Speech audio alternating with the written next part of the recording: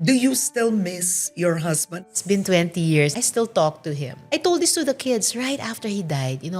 Papa is still with you, just in a different way. Talk to him pa rin, and he will answer you. Hello everyone, welcome to our one-on-one episode today. Today we have a true woman warrior. Bold and courageous. Sinasabi nga nila isa sa pinakamatapang sa Senado. Pero ganun rin siya sa sarili po niyang buhay. She is a second-term senator at ang tanong, may iba pa bang posisyon pagdating ng panahon? Welcome, thank you for joining me today, Senator Risa Ontiveros. Thanks for inviting me, Karen. And good day. Good It's day a beautiful to you. day here. Ang tanong nga ng lahat, wow, pag napapanood ka sa Senado, ang tapang ni Senator Risa Ontiveros, sana all. Dati ka pa bang matapang? Yung totoo, I grew up a very shy little girl. Pero siguro, kahit mahiyain ako noon, and believe it or not, Karen, hanggang ngayon, there's a part of me inside that's still a shy person. Oo, even in this space where I work, even when I was working in your world, your space of broadcasting. Pero siguro may kumakapit talaga ako sa pinaniniwalaan ko. And maybe that's where yung tapang that people see really comes from. Pero ang hirap isipin na shy ka noon kasi nung bata ka, you were actually in a musical. Oo. Sound of Music with Nag-sound- repertory. Sino ba naman ang shy na nagsa-Sound of Music? Well, you could say that siguro of the stars that came out of there. Lea Salonga, Monique Wilson, the Lauchenko siblings, sina Menchu at Raymond. Pero alam mo, related to your question, sabi nila, a lot of actors, whether in theater or film, are actually introverts. And kaya marami sa kanila nagkikwento na they have stage fright. So those two can coexist pala. Being in a very public space, pero at the same time, may feeling ka na parang you just want to be left alone. So you can sing. Yes, I love music. You had the role of Louise. Oh, Luisa, correct. Louisa The in third Sound one. of Music. Oo, Do the you still naughty remember one. even a phrase of Well, what you sang? Kasi kami, we Von Trapp children, we would sing songs all together. So wala naman akong solo. Unlike si Liesl, si Manchu, she sang 16 going on 17. Oo. Pero kami, yung mga Anong isang line? though a deer, a female deer. Ayun, kaming lahat. nandun. But you didn't want to pursue that. Why not? I did. A happy accident happened. After Sound of Music, naghahanda ako to audition again sa rep ulit for their next musical, South Pacific. Pero that summer na naghahanda ako, naging aktivista ako. Dinala ako ni Mami sa isang symposium ng Nuclear Free Philippines Coalition. I was so inspired by the Tres Marias there, sina Mary Concepcion Bautista, Nini Quezon Avancenia, Sister Mary John Manansana. When I came back to school the following school year, nagbuo na ako ng Nuclear Disarmament Group. And the rest is history. Alam mo naman what they say about theater. You could say the same about activism or eventually politics. Each of them is a jealous mistress. Hindi pwedeng gagawin mo dalawang bagay at the same time. You have to devote yourself to one or the other. I was preparing to devote myself to theater and music, pero eto ako, decades after, andito pa rin, aktivista pa rin at politiko.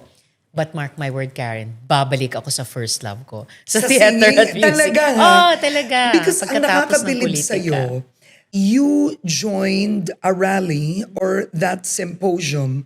You were only 12 years old. 12 dun sa unang noise barrage na Yeah. sinalihan ko. Dun lang naman sa backyard namin sa garden. But it was the noise barrage for the Laban slate ni na then Senator Ninoy Aquino and others who were running for the interim batasang pambansa from jail.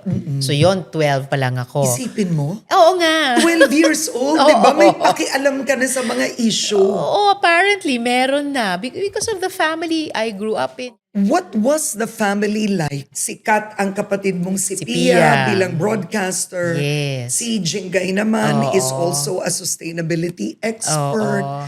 What was it like in your home?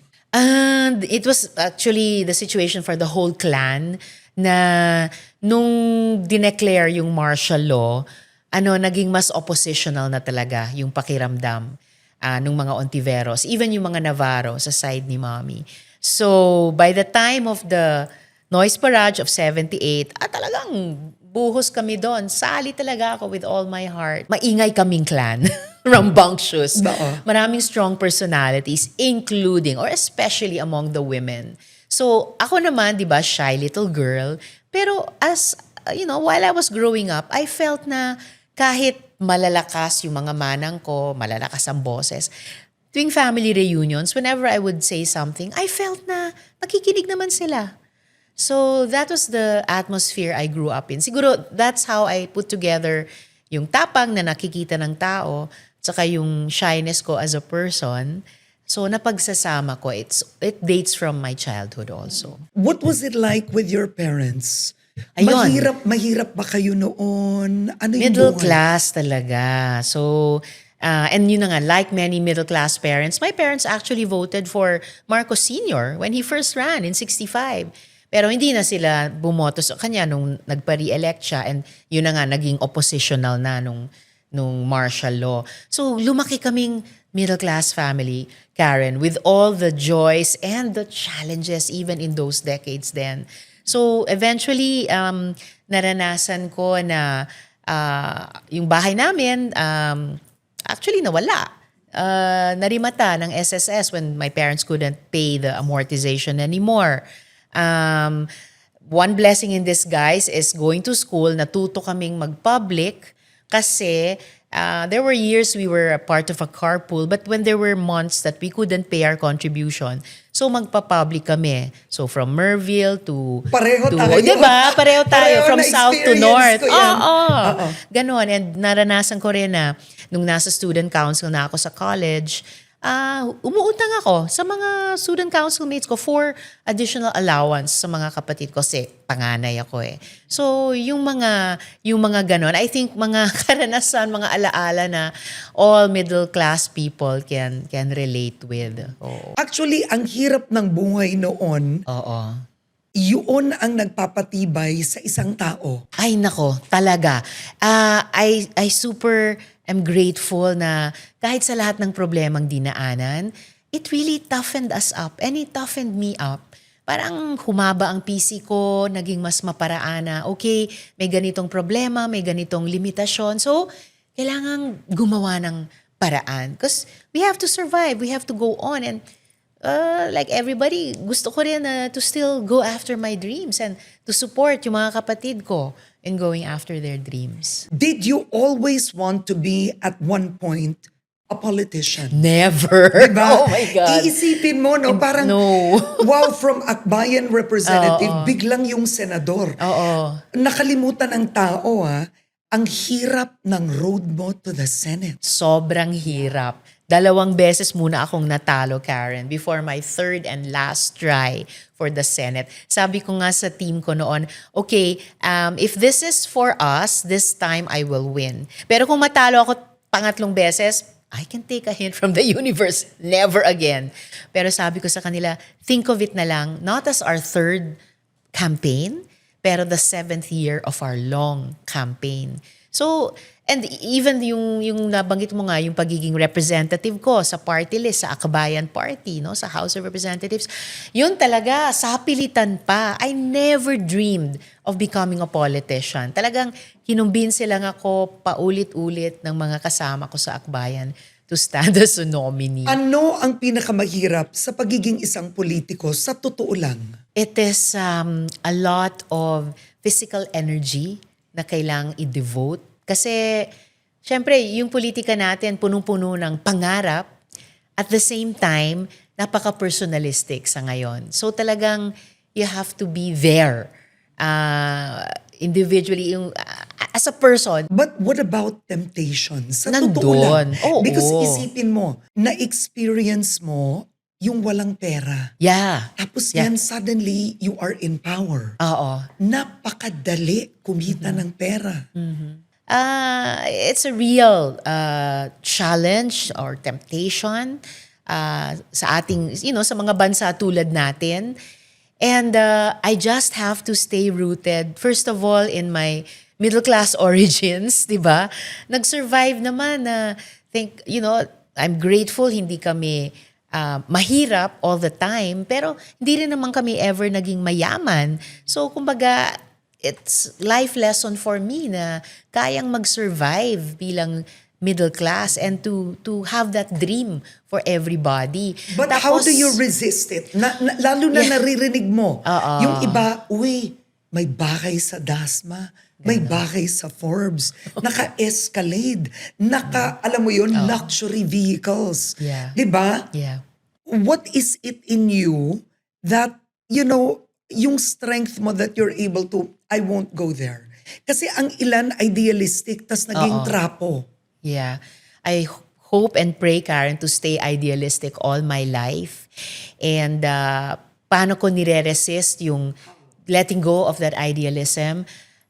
For one, gusto ko talagang sumunod dun sa... It's actually nakakatuwa. I think now, because of your question, it's actually parang panata ng aktivista. And at the same time, nandun sa code of conduct of public officials and employees to live a simple lifestyle, a modest lifestyle, live within my means. Sa aktivista naman, simple living, hard struggle. So sa pagiging isang politiko, sinasabi ko yung ganun din, simpleng pamumuhay and then puspusang pagtatrabaho. Ano ang simpleng pamumuhay para sa'yo na hindi naman mahirap ang politiko, pero yung nakasaad na simpleng pamumuhay? Para sa akin, simpleng pamumuhay ay yung bahay na basta ligtas, malinis, desente. Tapos yung kung ano man yung interior niya ayon sa personal memories at saka style din nung buong household o pamilya. Yung mga sasakyan na at least makarating sa kailangang puntahan, again, safe, comfortable enough na pwedeng matulog in between appointments. And ganun din. Overtime sana mas environmentally friendly. So, I think in a way what you're saying is dapat hindi mo Diyos ang pera. Oh God, yes. Yun talaga. At saka kasi if we hang on to that in our personal life, if I hang on to that in my personal life, then pwede ko talagang i-dedicate yung sarili ko to working also for an economy in our society na hindi yung tao laging kailangang magtrabaho para sa pera at karamihan ay kulang sa pera, kulang para mamuhay ng desente ng tao. Pero na yung pera na umiikot sa ekonomiya natin, ginagastos ng gobyerno, ini-invest ng mga private sector, business people, ay nagwe-work para sa karamihan. So, naranasan mo, Senator, ang hirap na to. In 2005, you were widowed. Namatay ang asawa mo. Then you're a single mother to 4 children. Wow. Wow talaga. I mean, wow. When I remember it, my panganay only son was 12. So, bispiras nung pagiging teenager, nawala yung papa niya. And then my 2 older girls were 9 and 8. And my bunso was 3. She was just a toddler. Siya lang yung hindi nag-react. Yung panganay ko ran into his room and locked his door for a while. Right after I told them, the 2 girls stayed on our bed. They were crying. But the bunso, she was just quiet. Later na lang siya, late teens na lang siya nag-mourn talaga, nag-grieve. So it was... the first 40 days, we practically just stayed at home. And ang memory ko nun, I would go out only for family or personal errands. And one time I was at the bank and may lumapit sa akin to greet. And I didn't recognize her at first. She had to put her face really close to me. Then I realized, she's my cousin. So medyo dazed. And my memory of that time is para kaming gumagalaw in plasma. Alam mo yun, parang liquid gas or gaseous liquid. Yung everything was slow and parang malapot. Oo. And what was that like for you? Kasi first, you had a partner. Yes. Diba? Then suddenly, it's all on you. All on me. I didn't have any more a partner, especially in raising the kids. Dati, lagi kami nag-uusap ni Frank. I mean, we decided and we implemented things like walang corporal punishment, lahat pangangatwiran. From the time the kids were born, we decided we would not live in camp para the kids wouldn't grow up around guns. Mga ganon, very active kaming members ng lahat ng parent-teacher associations ng mga bata. Si Frank, very active na member ng Congressional Spouses Foundation. He was the only man dun sa board. Naalala pa hanggang ngayon ni Manay Gina de Venecia. And super, super active. So, alam mo yon, yung meron kang katuwang in the family, and then yon, even in my work, and financially, that Oh, was wow. a jolt. Financially. it was really Yeah. a jolt. So I became the sole. sole breadwinner. All the kids were in school over many years after that. So naranasan ko bayaran yung tuition monthly. So I would always choose the lowest payment scheme per school of the kids. I experienced mangutang sa mga ninong-ninang nila for their tuition. Talagang, as soon as I became a solo mom, so kinancel ko yung joint credit cards namin ni Frank. Then binayaran ko yung balance in tranches over many months. And then, actually, I've never gone back to having a credit card. Sabi ko sa mga bata. Wala kang credit hanggang card ngayon. Debit card lang. Walang credit card. Sabi ko sa mga kids, okay, we live within our means. We'll cash economy tayo. We'll live with my sweldos. Yung mga ganon, it was... What was the lowest point? Oh, meron. Yeah. Meron. There was one time or a few times, but one was the most memorable. A few times naputulan kami ng kuryente. Nangyari na sa akin yun. Oh my God! Talagang, When I was growing up. And I was at a mass there for an issue outdoors, and oh my gosh, I got the text. I think wala pang smartphone noon. Wala. Parang it was either one of those pagers. Yeah. Nag-text yung isang yaya namin, ate, naputulan tayo. Oh my God, tamang-tama, break dun sa mass, the voice of the priest, o ano. Oh my God, napamura pa ako. Oh my God, I hope they did hear. So, takbo na ako sa Meralco para magbayad. There was another year, I forgot to pay my income tax on time, to file my income tax return. So, takbo ako dun sa BIR, and then I was there before the assessor, and she said, oh, sige ma'am, ito po yung return mo at saka yung penalty kasi late ka. Okay po. And I got it. And siguro it was such a hard week that week. I started to cry in front of her. Wow. Sabi niya, ma'am, akit po kayo sa third floor. May doon, pwede kayong makiusap na bigyan ng discount or something. Sabi ko, ay hindi ho, okay lang ho. Nagulat lang ako kasi babayaran ko to, then may penalty. Then she said, sige na. Said, hindi ho, ayaw ko. Said, bakit ayaw nyo bang makiusap doon sa taas? Kakahiyang aminin, Karen. I actually said to her, kasi gusto ko daang matuwid. Tawa siya ng tawa.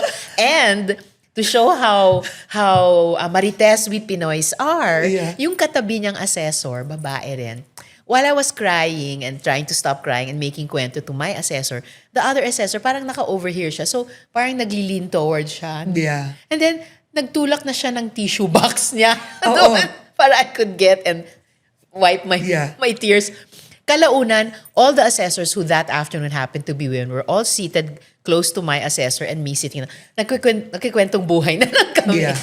Actually, unang-una, nakakagulat isipin na, wow, si Senator Risa, umiiyak pala. Oh, yeah. Di ba? There are days. Umiiyak.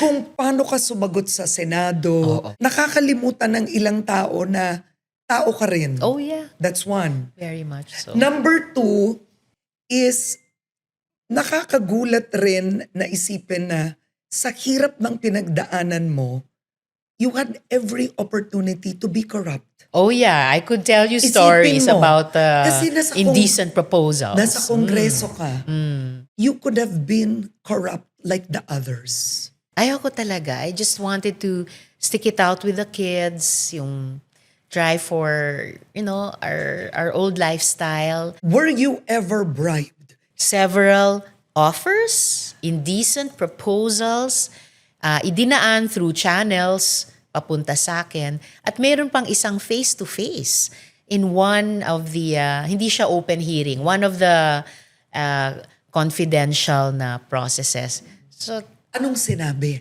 Name your sabi ba price naman, or... sabi ba naman nung isang tao, alam mo, matagal pa ako dito. And mabait akong kaibigan. So, tinignan ko yung tao. Tinignan ko yung ibang mga taong kasama niya. So, sa look ko lang, sa mata ko lang, parang yung body language nung nagsabi and then nung mga kasama niya, parang nag-advise na, wag mong i-pursue yan. But how do you say no? Alam mo, I could tell you. Tell me. Because sabi ni Benji Magalong nung in-interview ko, alam mo Karen, sulan ka ng 20 million. Wow. Baka makano ka pa. Oo. Pero subukan mo na 300 million. Ay, grabe. Napaisip ako, oo nga no. Sabi niya, mahirap na yun Karen ha. Yeah, I guess. How? Well, partly it's pasensyosa din akong tao. I can endure a lot. Oo, kaya kong tiisin ang maraming pagkukulang. Alam mo yon, matiisin akong tao. And gusto ko ring i-instill yon sa mga anak ko. I think it's part of the strength of young people. Pag kaya nilang tumiis ng maraming bagay. Kasi that way, magsusurvive sila eh. Nagsusurvive ako. And partly, Karen, it's also, gusto kong makiisa sa karamihan na ni walang pangarap tulad ng mga pangarap ko bilang middle class woman, di ba? So, pakikiisa din. Ang apat mong anak, ilan ang gumraduate ng college? 3 yung graduated na. Isipin mo yun. Lahat nagtatrabaho na. So, isa na lang yung nag-aaral pa. But how do you feel? Super proud of Isipin them. mo. Oh my God. Talagang, I'm so happy for them. They really applied themselves to it also. Alam naman nila, syempre, nararanasan nila yung naranasan namin all through this year. So, I'm really so happy about them and What proud are you of them. proudest of as a woman when you see your children? Oh, as a woman and seeing my children and karamihan nila mga babae, I'm proudest, Karen, na talaga tayong mga babae and ako rin bilang babae, we can really, make our own path and take our own path in life. Maraming limitasyon sa atin because we're women, and the same for my girls. I always tell them, I tell all my kids, I don't promise you a comfortable life, pero ang susubukan ko talagang i-provide sa inyo is some measure of safety man lang, that you can, you can exert yourselves and become the persons you want to become. And dahil nagkataong pinanganak akong babae, and most of my kids are women, young women, that's what I'm proudest of, na nakikita ko rin sa kanila na they have that quiet confidence in them. Lalo na sa generation nila, mga millennial and Gen Alpha. But how did you do it as a single mother? Because you were working. Oo, You all were these at years. Bayan Representative Oo. when you were so busy. How did you do that and you were working? Sabi nung kanta, di ba, with a little help from our friends. So with a lot of help from my family and friends. Kasi, after Frank was gone, pa rin ako, biba pa rin ako sa mga parent-teacher associations. Half of the day, nandun ako sa isa, hapon lipat sa kabila. Oo.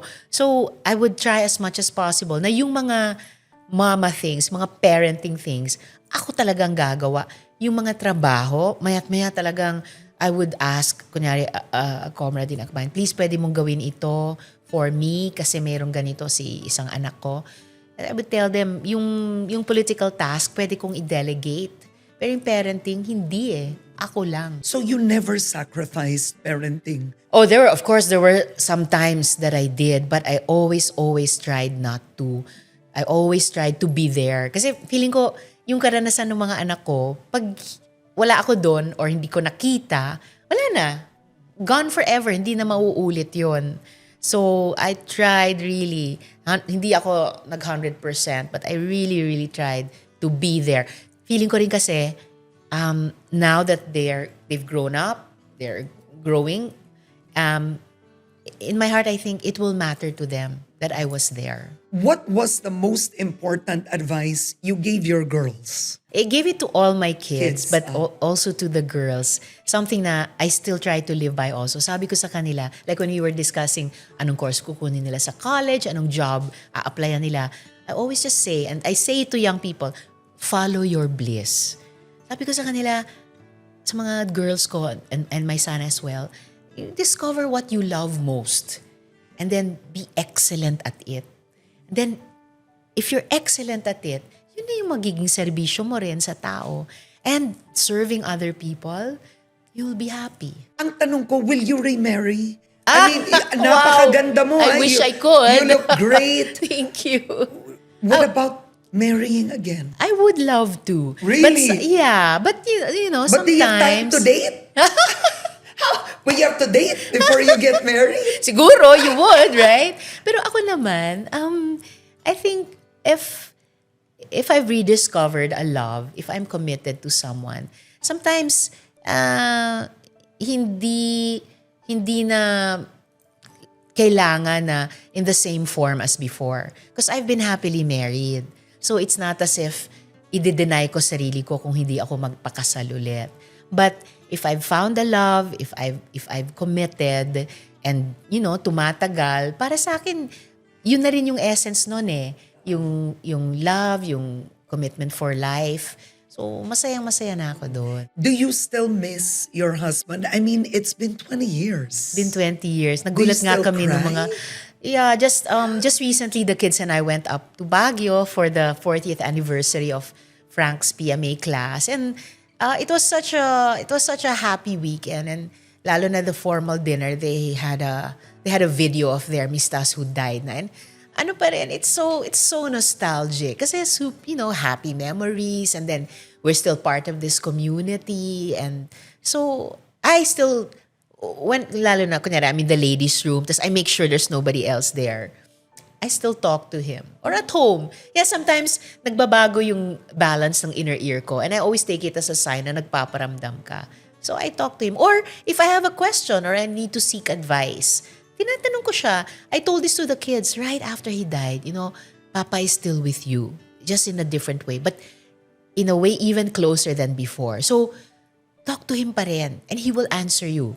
In your dreams, in your prayers, or just in your thoughts. And kasi nararanasan ko rin yun eh. So, if I ask him something, sometime later in the day or the week, the answer occurs to me. And I know it's from him. Oo, parang you lost a true love, ha? Well, best friends kasi kami before kami nagligawan. Or siguro nanliligaw na siya, pero dinededma ko pa siya. Then we became best friends. And then nanligaw. And then naging mag-boyfriend. Nag-cool off kami twice during our 3 years. Oo. Bago kami nag-decide na, sige, after this, ano na? Are we going to get married or are we gonna split up? So, sige, magpakasal na tayo. Pero And then had ang our very kids. interesting dito is you did say that you were friends. Yes. You thought that you would really grow old and die together. Yeah, kasi I mean we took chances eh. And ganun din ako. I always joke na hindi ako sugarol. I don't gamble with money, but I gamble with other things. Like what? Like love. May ganun palang side to. May ganun. So ganun din kami ni Frank noon. Are you dating anyone now? After the vlog. So my gosh, Alam mo posible. na. Posible. Oo naman. Iniisip ng marami, wow, pag nanay, pag leader, wala nang buhay. Hindi yun totoo. Diba? You know that. Yeah. Yeah. Oo. Hindi yun totoo. I mean, And you hindi... deserve to be happy. Everyone does. Me too. Yeah. So, parang, it's true. We work so hard, tayong mga babae. I work so hard. Pero, and there came a time lalo na, like a decade ago, na sabi ko, okay, ito na to. Hindi na ako mag-e-effort, hindi na ako maghahabol ng kung ano-ano. I'll just devote myself to this work, this very difficult work. Pero minsan, the universe has other plans for us eh. And so minsan, bigla na lang may surprising something na sa una, tatakbuhan ko. Pero kung humahabol yung ganong circumstance, I mean, there can come a decision point, no? Alam mo, this is a side of you many don't know. Yeah. Because the side that we all see is yung side mo sa Senado. Yes. So magpunta tayo sa Senado. Oh. Unang-una, Alice Go. Oh, yeah. Isipin mo yun. You were like the primary mover when it came to Pogo and Alice Go. Keen ang sense namin sa office ko. Kapag nung may naglapit ng reklamo sa amin, ito sa Women and Children NGO, na Walang pumapansin. walang pumapansin Diba? yun. Sobrang under the radar Yeah. sila. Nagreklamo sila. Yung mga bata that they were trying to help and women, talagang kinukuha para i-prostitute towards Chinese Pogo workers. We went into that. And then later, may mga Pinoy na BPO workers, nilapit sa amin yung isang Taiwanese na woman colleague nila who had been lured to the Philippines para daw maging interpreter sa company. Pero she was trapped in Pogo. So itong mga kababayan natin, ang babae, talagang nagmalasakit sila for that woman. Hiningi yung tulong namin. So again, we helped. And sabi namin, uy, this is the same Pogo as for the women and children prostitution. And then, yung pastilla scam. Yeah. Pogo na naman pala. So yun, tumawid na from prostitution to illegal recruitment and detention, tumawid na pati sa corruption ng Bureau of Immigration. Pero the thing, you really do the work. We really You do the work. investigate. Super. Talagang research, tapos file the resolutions, tapos investigate talaga. And from the pastilla scam, ayan na. Hindi ka ba nagkaroon na ng death threat? May mga Warnings. na may mga grupo na hindi masaya. So, yung mga nag-warn sa akin, sabi lang, they were concerned. Sabi, ingat lang.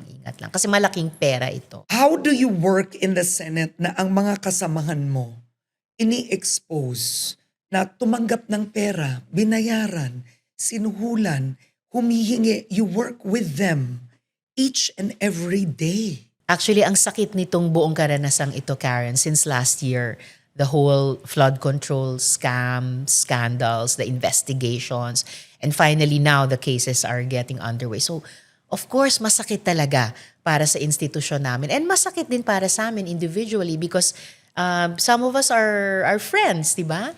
So, And you get to become friends We get to become like friends. I'm curious, Oo. kayo ni Bato, naging friends? We've always been very civil kasi nga, mista siya. Classmate siya nung late husband ko. At therefore, mista ko rin. Kahit na may Duterte issue. Kahit na may Oo. Duterte issue, we try to sustain that civility all these years. Ang tawag pa rin namin sa isa't isa, mista pa rin. Senator Amy Marcos. Oh, yun. So, and then fellow woman senator pa. So, ang hirap din kasi maliit lang yung chamber namin. 24 lang kami. So, literally, ang sikip ng physical space, mahirap na mag-away ng matagal. Kasi we'll bump into each other sa elevator or sa session hall or sa hearing room. So, may pressure sa amin to, try to resolve at least the emotional part. Kasi yung pagkakaiba namin sa mga issue, respetuhan na lang yon. Senator, sinasabi ng ilan that for 2028, you could be one of the front runners, either for vice president or for president of the opposition, no? You said you're open. Pero serious ka ba that gusto mo ba yung problemang yun? Serious ako sa pagiging open at willing na magbuo ng mga solusyon sa mga problemang iyon. Kasi kailangan. Kailangan talaga natin yan. Oo. Pero hindi ka natatakot? Oh, natatakot ako. It's a lot of money. I mean, Yes. sinasabi ng ilan, you need 2 billion to run for president or whatever. Alam mo yung mga amounts na, wow. Well, medyo wala sa hinagap ko so far yung ganyang klasing mga halaga. And in my past campaigns, mas modest din talaga yung mga itinakbo naming mga kampanya. Dahil willing ako, kung mangyari iyan, na meron naman sigurong sapat na mga bilang ng mga mamamayan, sapat na bilang ng mga grupo na mamumuhunan din. Hindi lang ng resources, mamumuhunan ng pangarap, ng energies, and kasabay nun, okay, resources. Sa isang katulad ko, kung maging ako, What is life's biggest lesson for you? try to do everything good in the moment. Kasi baka hindi na bumalik yung sandaling iyon. At baka ayokong tumanda, ayokong mamatay with that vain regret na sana ginawa ko yon. Mas gusto ko pang i-regret, Karen, yung mga pagkakamali na nagawa ko kesa i-regret yung dapat ginawa ko tapos ay hindi ko na mababalikan.